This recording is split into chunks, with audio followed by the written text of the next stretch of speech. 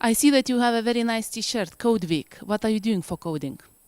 I help promote coding mostly among young children, facilitating event organizers, organizing events myself, also involving the Bebras contest. In which country?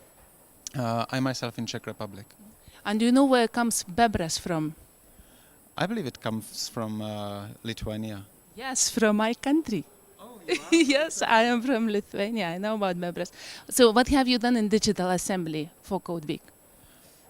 We had a separate meeting today. The afternoon was basically about our organizational issues, how to promote the idea of Code Week and coding among schools. There's this challenge for us to have 50% of schools involved by 2020.